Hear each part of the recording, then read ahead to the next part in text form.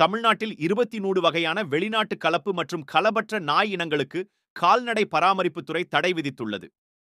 இது தொடர்பாக செய்திக்குறிப்பு வெளியிட்டுள்ள கால்நடை பராமரிப்புத்துறை, நாய் வளர்ப்பதற்கான பல்வேறு வழிகாட்டு நெறிமுறைகளையும் வெளியிட்டுள்ளது.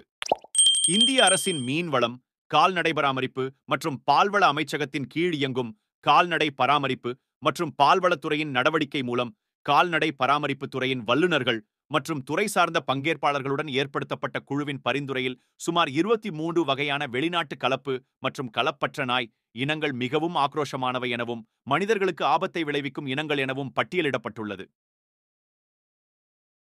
Pit bull terrier, Tosa Inu, American Staffordshire terrier, Fila Brasileira, Dogo Argentino, American bulldog, Boerboel, Kangal, Central Asian shepherd dog, Caucasian shepherd dog, South Russian shepherd dog, Tornjak, Sarplaninac, Japanese Tosa, Akita mastiff, Rottweilers, terrier, Rhodesian ridgeback, wolf dog, Canario Akbash dog, Moscow guard dog, Cane Corso, bandog என பொதுவாக அழைக்கப்படும் வகைகள் மிகவும் ஆக்ரோஷமானவை எனவும் மனிதர்களுக்கு ஆபத்தை விளைவிக்கும் இனங்கள் எனவும் பட்டியலிடப்பட்டுள்ளது.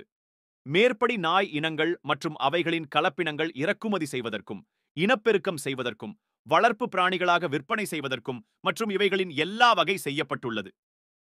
பயன்பாட்டையும் தடை. தற்போது வளர்ப்பு பிராணியாக மேற்கண்ட இவ்வகை நாய்களை வைத்திருப்போர் அவற்றை உடனடியாக ஆண், பெண் கருத்தடை அறுவை சிகிச்சை செய்து இனப்பெருக்கம் செய்யாதவாறு பார்த்துக் கொள்ள வேண்டும். நாய் வளர்ப்பவர் நாயை வெளியில் பொது இடங்களுக்கு கூட்டி செல்லும் போது கட்டாயமாக லீஷ், இணைப்பு சங்கிலி மற்றும் தற்காப்பு முகக்கவசம் அணிந்து அழைத்து செல்ல வேண்டும்.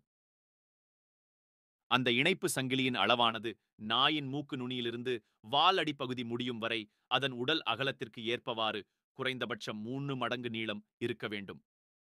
நல்ல தரமான கழுத்துப்பட்டை, தோள்பட்டை அணிவித்து நாய் உரிமையாளர்கள் தங்கள் செல்ல பிராணிகளை வெளியே அழைத்துச் செல்வது செல்ல பொதுமக்களுக்கும் பாதுகாப்பாக அமையும்.